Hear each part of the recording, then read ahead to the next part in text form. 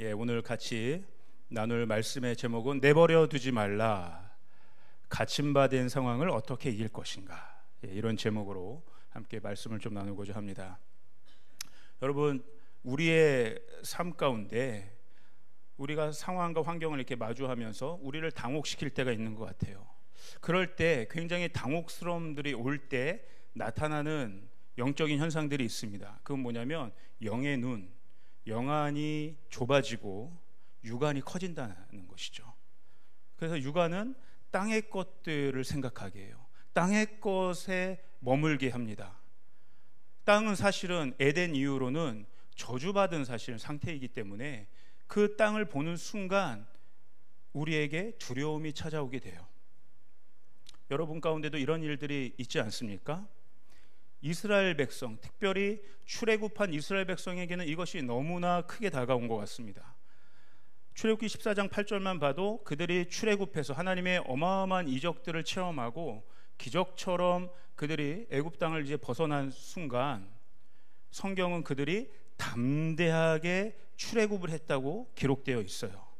그런데 문제는 얼마 가지 못해서 홍해바다를 마주하게 됐다는 거예요. 뒤로는 애굽 군대가 쫓아오는 것들을 보게 됩니다.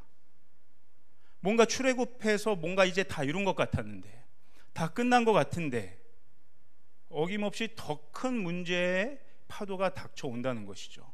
이럴 때 굉장히 우리는 당혹스럽게 됩니다. 한번 이스라엘 백성이 어떤 상황 가운데 있었는지 우리 출애굽기 14장 10절에서 12절까지를 한번 같이 읽어보도록 하겠습니다. 시작. 바로가 가까이 올 때 이스라엘 자손이 눈을 들어본즉 애굽 사람들이 자기들 뒤에 이른지라.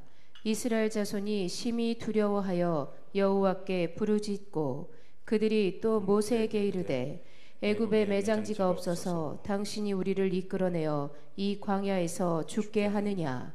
어찌하여 당신이 우리를 애굽에서 이끌어내어 우리에게 이같이 하느냐. 우리가 애굽에서 당신에게 이른 말이 이것이 아니냐. 이르기를 우리를 내버려두라. 우리가 애굽 사람을 섬길 것이라 하지 아니하더냐. 애굽 사람을 섬기는 것이 광야에서 죽는 것보다 낫겠노라. 아멘. 여기까지 읽겠습니다. 이런 상황인 거예요. 두려움이 이스라엘 백성 앞에 파도같이 밀려오는 상황이 된 거죠. 이 상황이 더 어려운 이유는 뭐냐면 눈에 보이는 두려움이 닥쳐올 뿐만 아니라 영적으로도 사단의 참소함까지 계속해서 들려진다는 거예요. 이 앞절에 출애굽기 14장 3절의 말씀이 이렇게 기록되어 있습니다. 한번 제가 읽어볼게요. 출애굽기 14장 3절. 바로가 이스라엘 자손에 대하여 말하기를 그들이 그 땅에서 멀리 떠나 광야에 갇힌 바 되었다 하리라. 그 사단으로 상징되는 바로이지 않습니까? 이 바로 하나님의 뜻을 가로막는, 하나님의 백성들이 자신의 데스티니를 향해 나아가지 못하도록 가로막는 그 존재, 그 바로가 지금 이스라엘 백성을 향해 어떤 저주를 퍼붓고 있는 거예요? 그들은 지금 광야에 갇힌 거다. 광야에 갇힌 거다. 그들이 뭔가 빠져나간 것 같지만, 뭔가 이뤄낸 것 같지만 그들은 다시 광야에 갇힌 존재가 된 것이다. 계속해서 사단은 우리에게 이러한 참소의 목소리를 들려준다는 거예요. 눈에 보이는 환경도 그렇고 들려지는 음성도 그렇고 그야말로 사면 초가에 있는 거죠. 꽉 막힌 것처럼, 사방이 꽉 막힌 것처럼, 더 이상 어디 이렇게 빠져나갈 구멍이 없는 것처럼 우리로 하여금 묶이게 만드는 존재가 바로 이 바로와 같은 존재예요. 그래서 이 두려운 마음이 계속해서 침투할 때 그 두려운 마음이 이르는 절정은 뭡니까? 우리가 방금 읽은 11절 말씀에 죽음이라는 두려움, 죽음. 이스라엘 백성이 뒤에 따라오는 애굽 군대와 앞에 보이는 홍해바다 가운데 서서 무엇을 느낀 거예요? 죽음이라는 두려움까지 느낀 거예요. 그래서 모세를 향해 이 두려움을 표현하죠. 우리를 어떻게 여기에서 죽게 하려고 하는 겁니까? 우리를 여기서 죽게 하려고 하는 겁니까? 두려움을 표현해요. 그리고 또 이 두려움은 어떠한 일들을 만들어내냐면, 두려움은 말 그대로 절망이죠. 앞을 보지 못하게 하는 것이죠. 빠져나가고 싶은 거예요. 그래서 자꾸 어떻게 해요? 뒤를 돌아보게 만듭니다. 옛 과거를 돌아보게 만듭니다. 그 이스라엘 백성이 뭐라고 얘기해요? 우리를 다시 애굽으로 돌아가게 해주십시오. 애굽에서 차라리 있는 게 낫습니다. 앞을 보지 못하게 해요. 꽉 사방으로 우리를 묶고 한 발자국도 나아가지 못하게 합니다. 여러분, 이렇게 이스라엘 백성처럼 갇힘받은 상황, 꼼짝할 수 없는 이 상황, 이거 어떻게 이겨내시겠습니까? 이 갇힌 상황, 여기에서 일어날 수 있는 파괴적인 감정들이 있더라고요. 잠깐 여러분에게 이 파괴적인 감정들 세 가지를 좀 소개하고자 합니다. 첫 번째는 환멸이라는 감정이에요. 이 환멸은 어떤 의미냐면 어떤 일이나 사람에 대해서 내가 어떤 기대감이 있었던 거예요. 어떤 높은 이상이 있었던 거예요. 그런데 그런 것이 어김없이 깨질 때 들어오는 감정입니다. 실망감이죠. 허무감이에요. 내가 여기에 너무나 기대를 했었는데 그것이 사람이든 일이든 그 무엇에 내가 기대감을 갖고 있었는데 그것이 깨지는 순간 어마어마한 실망감이 드는 거예요. 허무감이 드는 거예요. 이게 바로 환멸이라는 감정이에요. 그렇죠? 출애굽해서 젖과 꿀이 흐르는 그 땅, 가나안에 대한 엄청난 기대감과 이상과 꿈이 있었는데 그것이 자꾸 무너지는 것 같으니까 환멸감이 이스라엘 백성이 든 거죠. 모세라는 지도자에게 어마어마한 기대감을 갖고 따라갔는데 그 모세가 우리를 인도하는 길이 때로는 죽음의 길인 것 같으니까 더 이상 기대감이 사라지는 겁니다. 모세에 대한 환멸감이 생기는 거예요. 이것이 이스라엘 백성이 광야를 지내면서 내내 보였던 감정의 패턴들이었습니다. 이 환멸이라는 감정이 굉장히 위험한 것은 여러분, 이게 그냥 자신의 감정으로 끝나는 것이 아니라 부정적인 증상들을 같이 동반한다는 거 있어요. 그래서 모든 것을 비판해요. 모든 것을 비관적으로 보게 합니다. 되게 냉소적이게 되죠. 그래서 사람들에게도 자신의 비관적이고 비판적이고 냉소적인 감정들을 마치 이렇게 농담처럼이라도 이렇게 쏟아붓습니다. 예를 들면 이런 거예요. 사람들의 어떤 열정과 관심에 찬물을 끼얹어요.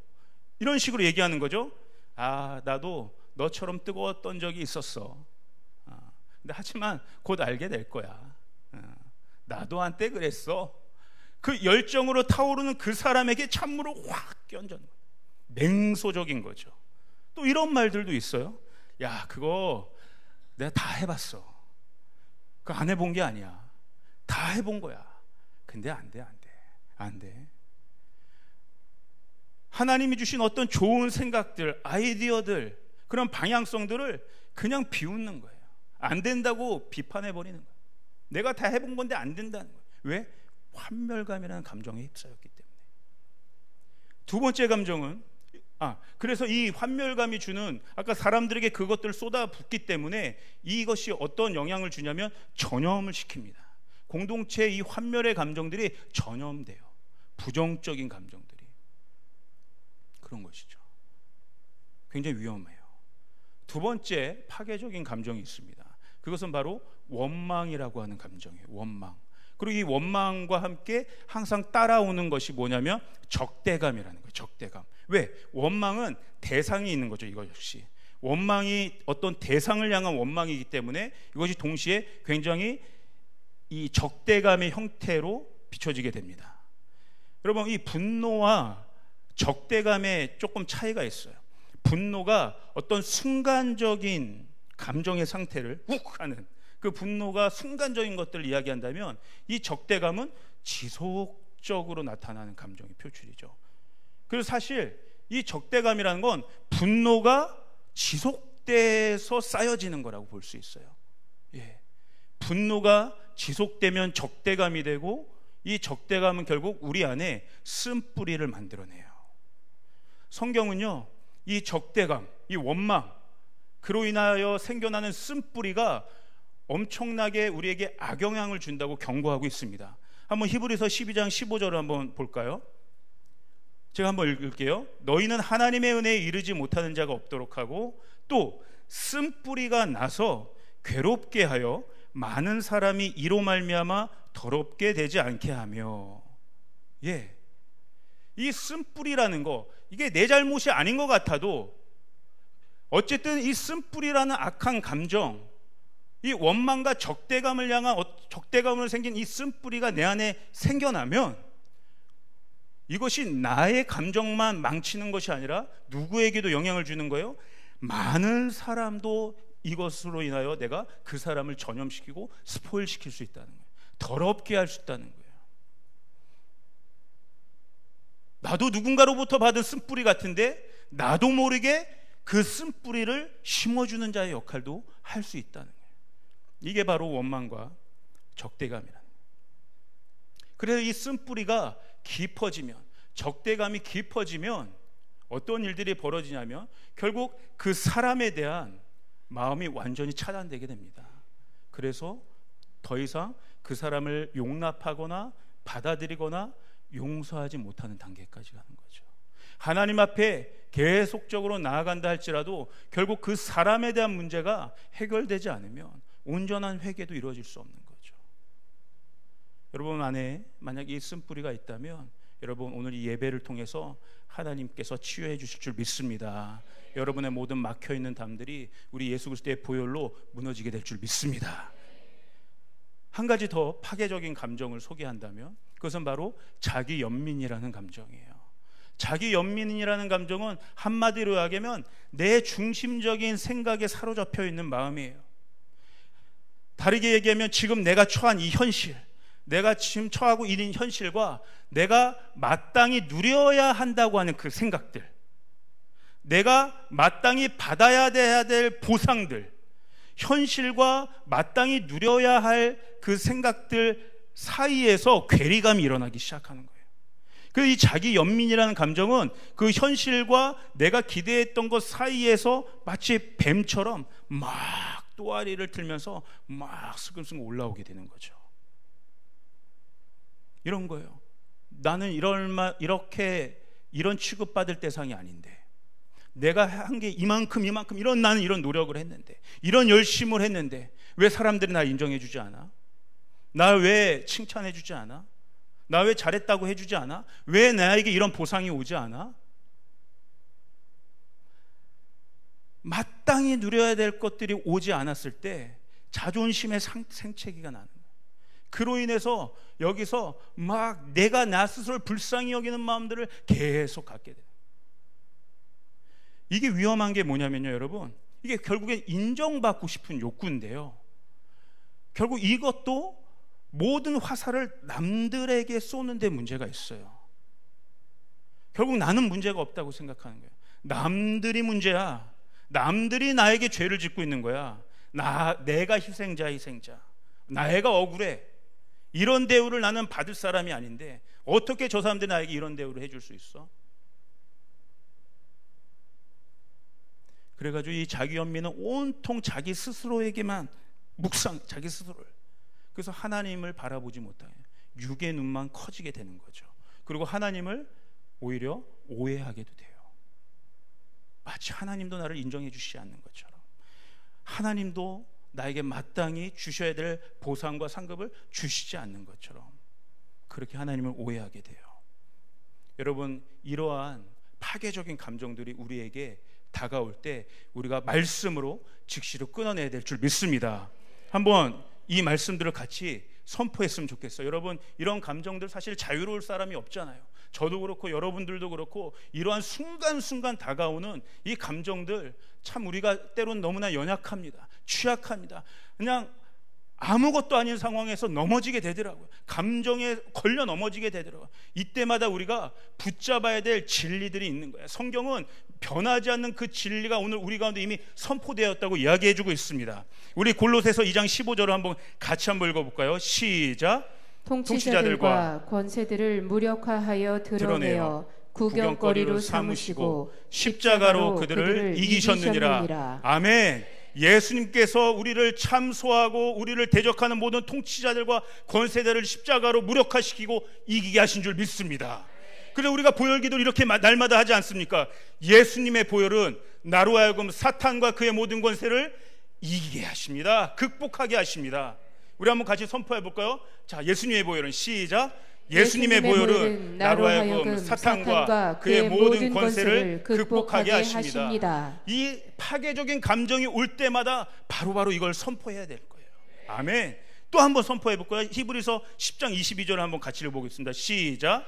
우리가 마음의 뿌림을 받아 악한 양심으로부터 벗어나고 몸은 맑은 물로 씻음을 받았으니 참 마음과 온전한 믿음으로 하나님께 나아가자. 저기서 말하는 악한 양심이라는 건 다른 게 아니에요. 내가 뭐 이렇게 데블한 그런 게 아니라 병들어 있는 마음, 약한 마음이라는 거, 이 감정에 취약한 마음이라는 거예요. 그러나 분명히 성경에서 선포하고 있는 사실, 이것만이 진실인데 이미 예수님의 보혈이 실제적으로 나를 죄와 사망의 법에서, 나를 실제적으로 어둠의 자녀에서 빛의 자녀로 구원해내셨을 뿐만 아니라 나에게 순간순간 다가오는 이 모든 마음의 문제도 이미 예수의 보혈을 우리에게 뿌려주셔서 마음의 문제도 이미 다 해결해 주셨다고 성경은 증언하고 있는 거예요. 이것이 사실인 줄 믿습니다. 그러므로 우리는 또한 선포기도를 이렇게 하고 있지 않습니까? 하나님의 아들 예수님의 보혈은 모든 죄로부터 나를 깨끗하게 하십니다. 아멘. 이것도 한번 우리 같이 큰 목소리로 선포해 볼까요? 시작. 하나님의 아들 예수님의 보혈은 모든 죄로부터 나를 깨끗하게 하십니다. 아멘. 한 번 더 히브리서 9장 14절 말씀도 보도록 하겠습니다. 함께 읽겠습니다. 시작. 하물며 영원하신 성령으로 말미암아 흠없는 자기를 하나님께 드린 그리스도의 피가 어찌 너희 양심을 죽은 행실에서 깨끗하게 하고 살아계신 하나님을 섬기게 하지 못하겠느냐. 이 악한 파괴적인 감정들이 우리에게 다가올 때 생겨나는 것들은 하나님이 우리에게 맡기신 귀한 소명들, 그 사명들, 하나님을 섬기는 그 일들을 우리가 더 이상 할 수 없는 마음 상태가 되게 한다는 거예요. 하나님을 섬기지 못하는 상태가 되게 한다는 거예요. 그때마다 성경은 벌써 이렇게 이야기하는 거예요. 예수 그리스도의 피로 말미암아 우리는 우리의 연약함에도 불구하고 하나님을 섬길 수 있는 자리로 우리는 나아갈 수 있다는 거예요. 그래서 우리가 선포기도로도 이렇게 하지 않습니까? 예수님의 보혈은 내가 살아계신 하나님을 섬기도록 죽은 행실로부터 나의 양심을 깨끗하게 하십니다. 아멘. 우리 한번 같이 선포해 보겠습니다. 시작. 예수님의 보혈은 내가 살아계신 하나님을 섬기도록 죽은 행실로부터 나의 양심을 깨끗하게 하십니다. 아멘. 여러분, 이 파괴적인 감정에 지지 마시길 바랍니다. 예수님의 보혈로 이기시길 바랍니다. 성경이 증언하는 진리로 이기시길 바랍니다. 이거밖에 없는 거예요.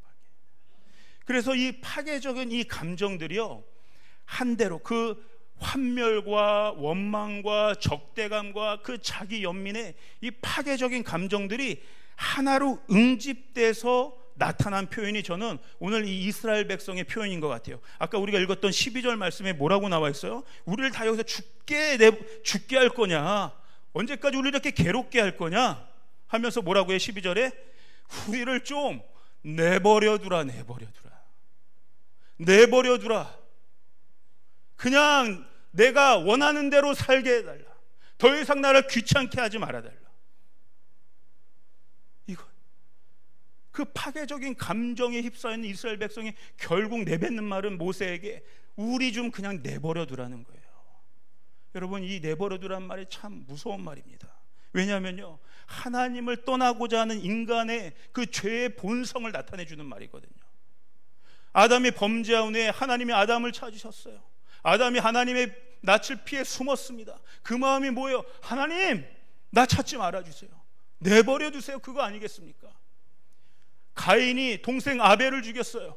그리고 하나님이 가인에게 아벨을 찾으십니다. 네 동생이 어디 있느냐? 그때 가인이 하나님께 항변합니다. 왜 동생을 저에게서 찾습니까? 나를 좀 내버려 두십시오.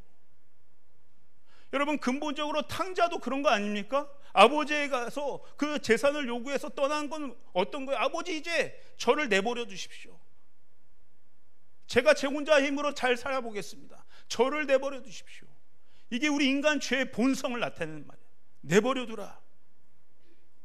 이게 얼마나 무서운 말이냐면, 이게요, 내버려 두라는 게 하달이라는 말이에요. 하달. 이게 뭐예요? 나를 무기력한 상태, 결핍된 상태로 그냥 방치해달라는 얘기나 마찬가지. 여러분, 하나님을 떠난 우리 인간의 정체성이라는 게 다른 게 아닙니다. 결핍된 상태에 불과해요. 무기력한 상태에 불과하다고요. 자신의 힘으로 그 무기력함과 결핍을 채우고자 하지만 되지 않습니다. 그 구멍난 빈 구멍을 우리의 힘으로는 절대 채울 수가 없어요.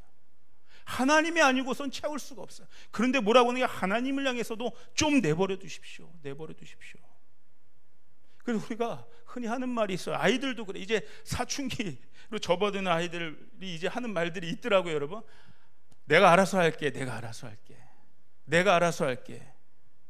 이거 무서운 말이에요. 이게 뭐예요?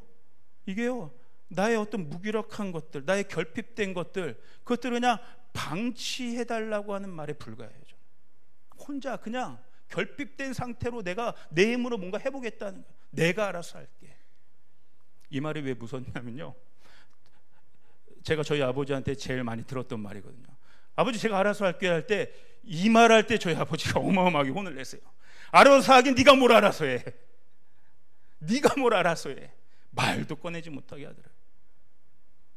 뭘 알아서 해 네가. 너의 힘으로 뭘 하겠다고. 이 말만 하면 저희 아버지가 불같이 화를 냈어요. 뭘 알아서 해. 여러분, 그래서 사단의 궁극적인 목적이 뭐예요? 전략이 뭐예요? 우리를 하나님으로부터 떨어지게 하는 거예요. 하나님으로부터 내버려두어지는 상태가 되게 만드는 거예요. 고립된 존재, 방치된 존재. 이 고립만큼 무서운 게 없어요. 와, 여러분, 제가 한 뉴스를 봤는데요. 지금 올림픽이 이제 막 본격적으로 시작되지 않습니까? 이번에 올림픽을 보니까 러시아가 불참이 됐어요. 그러니까 불참을 스스로 한 게 아니라 올림픽위원회에서 거절을 했어요. 러시아는 못 받는다. 그 전쟁의 책임 때문에. 그러니까 이 한 달 전인가요? 러시아가 자체 올림픽을 열었더라고요. 브릭스 그 신흥 국가들 있잖아요. 근데 그 국가들을 데리고 자체 올림픽을 러시아에서 했는데 그 국가들도 호응이 없는 거예요. 그러니까 어떤 사진 한 장이 굉장히 인상 깊었어요. 이제 어떤 수영 종목인가요? 끝나고 시상대 선수가 이제 금메달 포디움에 오르는데요, 그 포디움에 금메달 러시아 선수 혼자밖에 없는 거예요. 아무도 참여를 안 한 거예요. 러시아가 지금 뭐 하고 있는 거예요? 내버려두라, 내버려두라. 내 뜻대로 살겠다. 내 멋대로 살겠다. 그 결과가 뭐예요? 혼자 고립된, 혼자. 무서운 겁니다. 여러분, 그래서요, 이 내버려두라는 것은요, 아주 영적으로 악한 스피릿이에요. 영적인 스피릿이에요. 왜냐하면요, 이 내버려두라가 이 말이, 이 태도가 향하는 이 스피릿이 향하는 거는요, 이게 진짜 저주를 불러일으키는데, 이 태도가 결국에는 어디로 향하게 하냐면 우상을 숭배하는 걸로 이어진다는데 문제의 심각성이 있다는 거예요. 보세요, 여러분. 이스라엘 백성이 아까 12절을 좀 보시면, 다시 한번 12절을 보시면, 우리를 내버려두라라고 하면서 이스라엘 백성이 뭐라고 하냐면 우리가 애굽 사람을 섬기겠다고 얘기하는 거예요. 애굽 사람이 누굽니까? 바로를 다시 섬기겠다는 거예요. 애굽 사람을 섬기는 게 이렇게 하나님 따라가서 고생고생 생고생하는 것보다 훨씬 낫겠다는 거예요. 나를 내버려두라가 향하는 곳이 뭐예요? 우상을 숭배한다는 거예요. 하나님 아니 허탄한 것에 다시 내 생각과 뜻과 모든 마음을 의지하겠다는 거예요. 이게 내버려두라의 스피릿이에요. 섬기겠다는 게, 여러분, 여기 아바드라는 단어를 썼습니다. 이 아바드가 뭐예요? 하나님을 예배하는 이스라엘 백성의 히브리인들이 그 제사장적인 언어예요. 그 성전에서 하나님께 예배드릴 때, 제사를 때 아바드, 이게 하나님을 섬긴다는 거예요. 똑같은 예배의 언어를 지금 이스라엘 백성이 바로를 향해서 하는 거예요. 우리가 내버려두라, 내가 내 마음의 뜻을 바로에게 향해서 바로를 섬기겠다. 자신을 노예로 전락시킨 그 우상에게 되돌아가서 또다시 스스로를 노예로 묶어버리려고 하는 거예요. 고립시키려고 하는 거예요. 어둠의 저주로 자신을 몰아버리는 거예요. 그래가지고 다시 과거로 돌아가는 거 아니겠습니까? 과거에 다시 착고를 스스로 채워가지고 현재에서 꼼짝달싹할 수 못하게, 더 이상 미래로 하나님이 인도하시는 그 길로 한 발자국도 나가지 못하게 만드는 무서운 말이 바로 내버려두라는 거예요. 우리가 저 애굽 사람을 섬기겠다, 이 섬기다 아까 제가 예배 용어라고 하지 않습니까? 이 아바드는 원래 하나님이 아담에게 그 태초에 그 에덴에서 그 땅을 경작하라고 했을 때 썼던 말이에요. 거기서 시작된 거예요. 아바드, 이 땅을 경작해라. 이 경작하다가 예배하다로 발전한 건데, 경작한다는 건 뭐예요? 매일같이 그 밭을 가는 거예요. 내 마음을 계속해서 경작하는 거예요. 그래서 여러분, 이 예배도 날마다 사실은 훈련이 되어져야 되는 것입니다. 이 예배 드리는 이것이 내 마음에 날마다 축적이 돼야 되는 것이에요. 그래서 예배가 나의 전 삶을 이끌어가는 그 구심력이 되도록 해야 되는 거예요. 내 삶의 예배가 격가지로 있는 게 아니라 내가 필요할 때만 나와서 예배 드리는 거고 하나님을 찾는 것이 아니라 예배가 나를 이끌어가는 힘이 되어야 된다는 것이죠. 제가 보니까요, 이스라엘 백성 아직 이 하나님께 드리는 예배가 쌓이지 않은 거예요. 축적되지 않은 거예요. 예배 훈련이 되어 있지 않으니까 옛날에 섬겼던 그 우상을 다시 찾아가게 되는 것이죠. 여러분, 중요한 영적인 원리가 있습니다. 우리는 영적인 존재예요. 사람은 영적인 존재예요. 하나님도 영적인 존재예요. 그래서 영적인 존재라고 하는 것은 뭐냐면 우리는 반드시 무언가를 예배하는 대상을 찾게 되어 있다는 거예요. 그게 영적인 존재라는 거예요. 그래서 이 영적인 존재에 해당되는 어마어마한 중요한 영적인 원리는 영적인 존재인 우리는 우리가 예배하는 대상을 담게 되어 있다는 거예요. 성경에 많은 선지자들이 그렇게 경고하고 있습니다. 너희가 듣지도 못하고 보지 못하고 말라버려 있는 그냥 아무 생명력이 없는 그 우상에게 절을 하면 너희도 그 우상처럼 될 거라는 거예요. 너희의 눈도 가려지게 될 것이고 듣지도 못하게 될 것이고 깨닫지도 못하게 될 것이라는 거예요.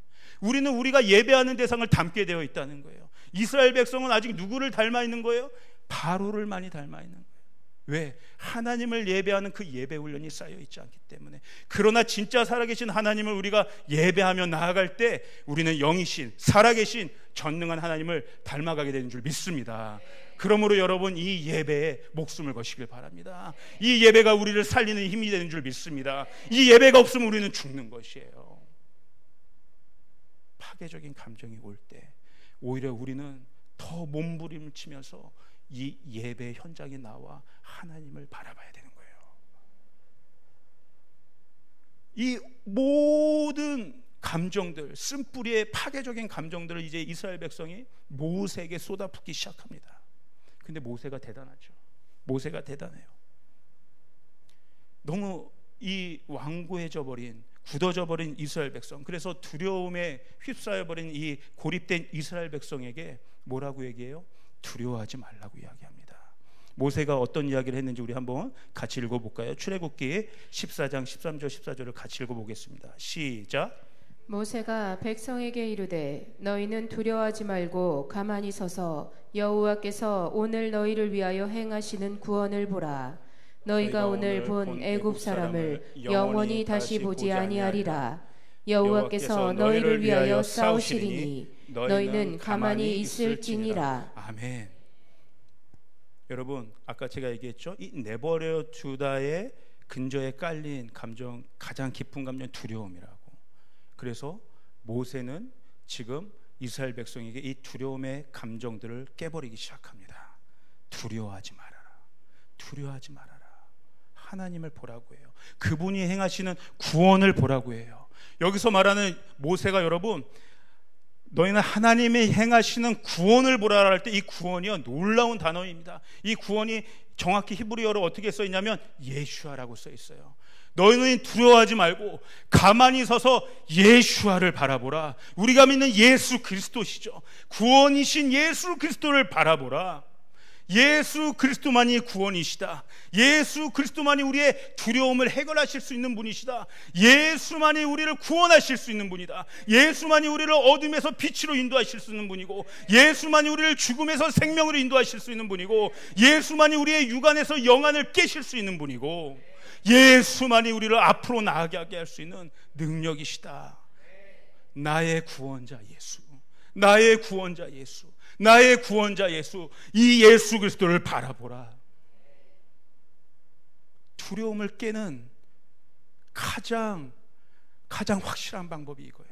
우리 안에 어떤 파괴적인 감정들이 일어날 때 그 파괴적인 감정들에 휩싸이지 않고 그 두려움들을 깨는 가장 확실한 선포가, 방법이 바로 이거예요. 구원자 예수를 바라보라. 나의 구원 예수, 나의 구원 예수. 여러분, 이 한마디면 충분할 줄 믿습니다. 예수님만이 나의 구원이십니다. 예수님만이 나를 살리실 수 있는 분이십니다. 예수님만이 나를 새롭게 숨 쉴 수 있게 하실 수 있는 분입니다. 이 한마디면 충분한 거예요. 다른 어떤 방법이 안 돼요. 다른 어떤 것도 우리의 결핍을 채워줄 수 없어요. 그러나 우리를 구원해내시는 예수 한 분이면 정말 충분한 줄 믿습니다. 여러분, 오늘 이 어마어마한 사실이 여러분을 새로운 차원의 길로 인도하게 될 줄 저는 확신하며 이 자리에 섰어요. 여러분, 이 예수의 구원을 붙잡지 않으시겠습니까? 이 구원 대신 예수의 이름을 부르지 않으시겠습니까? 하나님께서 우리에게 행하시는 구원, 예수 그리스도를 바라보라. 여러분, 영안이 그래서 열리면요, 하나님이 하실 일을 그 다음부터 볼 수 있게 되는 거예요. 죽음으로 몰아치는 홍해 바다가 생명의 길로 열릴 것을 보게 되는 거예요. 그러면서 하나님의 반전, 하나님의 승리를 우리가 보게 될 수 있는 것이에요. 고린도후서 5장 17절에 이렇게 나와 있죠. 사도 바울은 그렇게 얘기합니다. 그런즉 누구든지 그리스도 예수 안에 있으면 새로운 피조물이라. 보라, 이전 것은 지나갔으니 새로운 새 것이 되었도다. 아멘. 이게 뭐예요? 여전히 상황과 환경은 바뀌지 않아 있다는 거예요. 이게 사실 원어로 하면 어떻게 되는 문장이냐면, 보라 새 것이 되었도다라보다 보라 새로운 창조, 이렇게 느낌표예요. 감탄사. 와, 내가 그리스도 예수 안에 있다 보니, 그리스도 예수를 바라보니까 나의 영안이 새롭게 떠졌다는 거예요. 그래서 그 새롭게 떠진 영안으로 세상을 보니까 이전 같지 않게 되었다는 거예요. 새로운 눈으로 하나님이 새롭게 창조하시고 열어주시는 그 길들이 보여지기 시작했다는 거예요.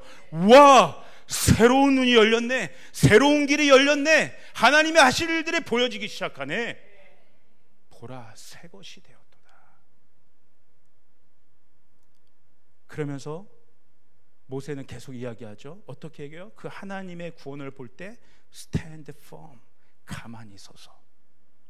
이 가만히 서서는 저는 조금 이거는 영어 번역이 더 좋은 것 같아요. stand firm, 굳건하게, 견고하게, 뿌리를 내리고 확실하게, 당당하게 주님을 바라보는 거예요.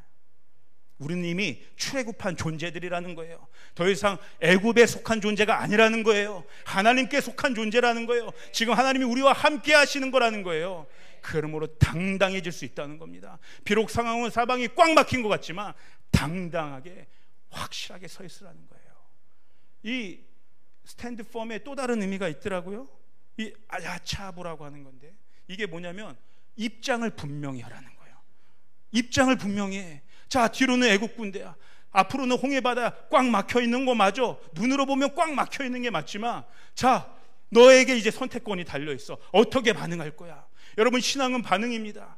주님이 우리를 부르세요. 그러나 그 반응의 몫은 우리에게 달려 있어요. 너의 입장은 무엇이야? 하나만 선택할 수 있어. 양다리 걸칠 수는 없어. 이렇게도 못하고 저렇게도 못하면 그건 다 망하게 되는 거야. 하나만 선택해. 하나님이야 바로야.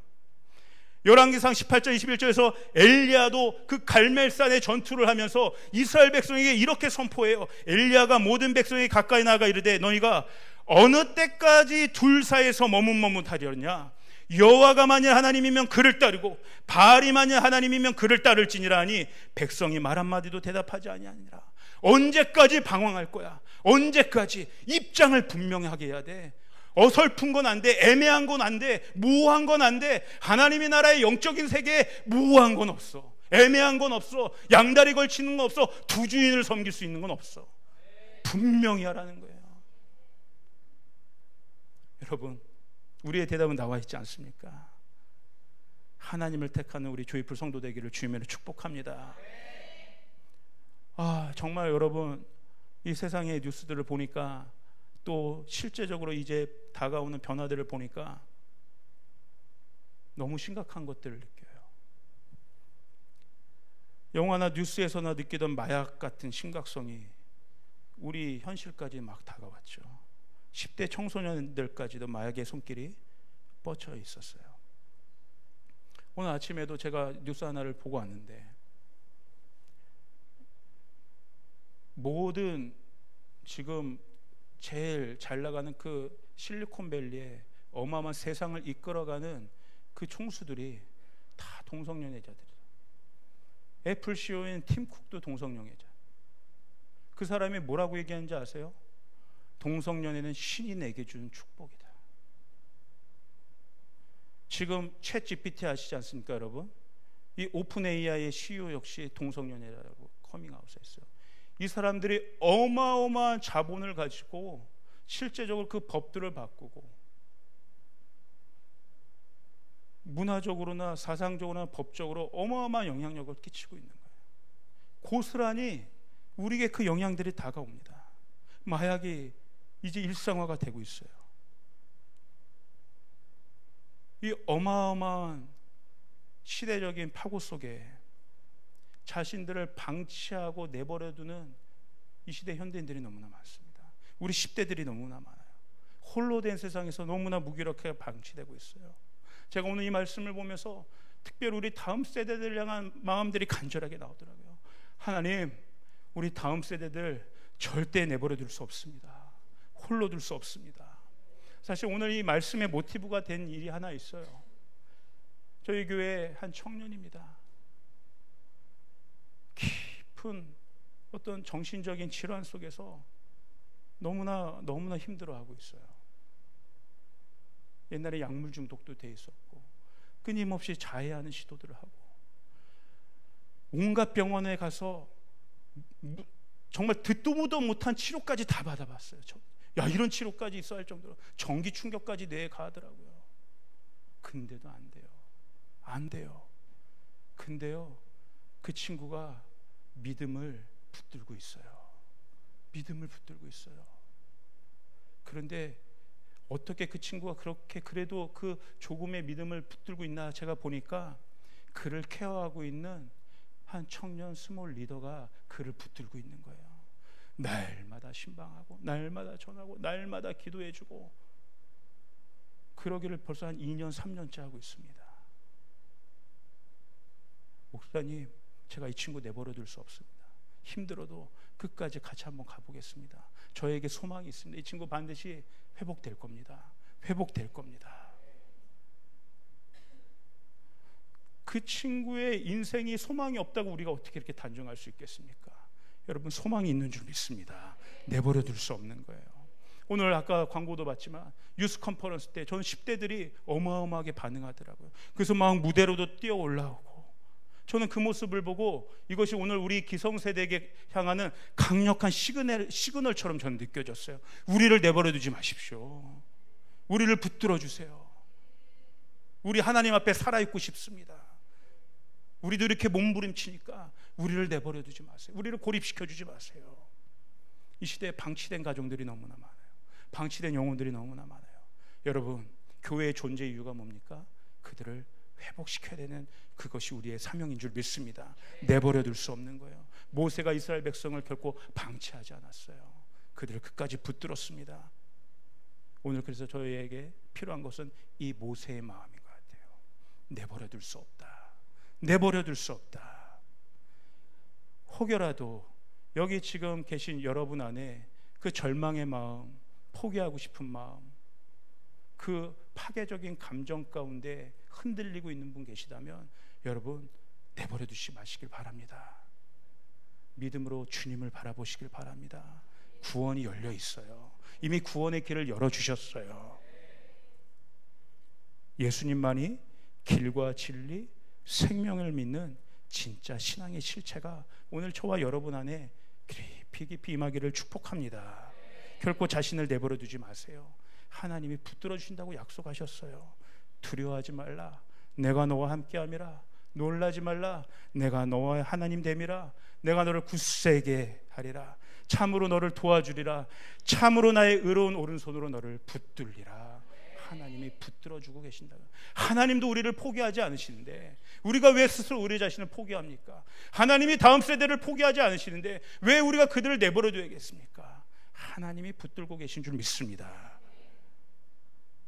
그래서 우리가 우리 스스로를 내버려 두지 않기로 결단하면, 분명하게 하나님을 향해 다시 한번 우리의 믿음의 입장을 취하기로 결단하면 하나님이 싸워주세요. 출애굽기 14장 14절 이렇게 아까 약속하셨잖아요. 여호와께서 너희를 위하여 싸우시리니 너희는 가만히 있을지니라. 누구에게? 그 믿음의 확실한 반응을 보이는 자에게, 굳센 믿음으로 주님을 바라보기로 결단하는 자에게 하나님, 내가 너를 위해 내가 친히 싸울 것이다 약속해주고 계세요. 그래서 여러분, 홍해 바다가 열리기 전에 해주시는 하나님의 일들이 있어요. 믿음으로 결단하며 나아가는 자에게, 하나님의 약속을 붙잡는 자에게, 믿음으로 구원되신 예수님을 바라보는 자에게 하나님이 홍해를 가르시기 전에 하시는 일이 있더라고요. 그것이 무엇이냐면 출애굽기 14장 20절의 말씀이에요. 우리 한번 같이 읽어볼까요? 시작. 애굽진과 이스라엘 진 사이에 이르러서니 저쪽에는 구름과 흑암이 있고 이쪽에는 밤이 밝음으로 밤새도록 저쪽이 이쪽에 가까이 못하였더라. 아멘. 우리 예배팀 올라주시면 좋겠습니다. 하나님이요, 구름 기둥을 우리의 앞에서 나타나게 하셔서 우리를 인도하게도 하시지만, 하나님이 때로는 이 구름 기둥을 우리의 뒤에도 세우신다는 거예요. 지금 어떤 상황이야? 뒤를 돌아보니까 애국 군대가 우리를 죽이러 달려오고 있는 거예요. 그때 하나님이 어떻게 하세요? 그 구름을 내 뒤에 세우시는 거예요. 그래서 애국 군대가 우리를 보지 못하도록 그곳이 캄캄해지게 하는 거예요. 그리고 반대로 어떻게 해요? 앞을 보니까 그 밤이 밝아지게 했다. 밝아지게. 현재 내 상황과 환경은 여전히 꽉 막혀 있는 것 같지만, 한 발자국도 나갈 수 없는 것 같지만, 그 때로는 절망적이겠지만, 또 내 스스로 나의 감정들을 계속 스스로 묻고 어려움 가운데 나 자신을 방치하고 있는 그 상황에서, 그러나 믿음으로 내가 다시 한번 하나님을 붙잡으면 하나님이 그 구름 기둥을 내 앞에서뿐만 아니라 내 뒤에도 두게 하셔서 앞에 캄캄했던 모든 상황들을 밝게 해주신다는 거예요. 영적인 눈으로 더 이상 물리적인 홍해를 보게 하는 것이 아니라 갈라진 홍해를 보게 하신다는 거죠. 보이지 않던 것들을 보게 하신다는 거예요. 여러분, 홍해의 갈라짐은 그냥 이루어지는 것이 아닙니다. 우리가 결단해서 구원자 되신 예수님을 바라보는 것으로 시작하는 줄 믿습니다. 그리고 잘 알다시피 모세가 홍해를 가르고 이스라엘 백성이 그 홍해 바다를 건넜을 때 마지막 실제적인 일들이 일어나게 돼요. 이 말씀 보고 말씀을 마치도록 하겠습니다. 출애굽기 14장 31절이에요. 그날에 여호와께서 이같이 이스라엘을 애굽 사람의 손에서 구원하시매 이스라엘이 바닷가에서 애굽 사람들이 죽어 있는 것을 보았더라. 추상적인 두려움을 없애주신 것이 아니라 눈에 보이는 그 두려움의 대상인 애굽 사람들의 사체를 보게 하셨다는 거예요. 눈에 보이는 실체를 보게 하셨다는 거예요. 더 이상 나를 위협하고 나를 죽음의 바다로 몰아가는 그 애굽 군대의 사체를 눈으로 보게 하신다는 거예요. 이것이 하나님이 실제적으로 우리 가운데 행하시는 놀라운 역사인 줄 믿습니다. 하나님 이렇게 역사하세요. 그 실제적인 두려움의 대상들을 다 그 대상들이 죽어있는 모습들을 보게 하실 거라고요. 그리고 새로운 생명의 소망으로 우리를 인도하십니다. 승리한 실체를 보게 하실 거예요.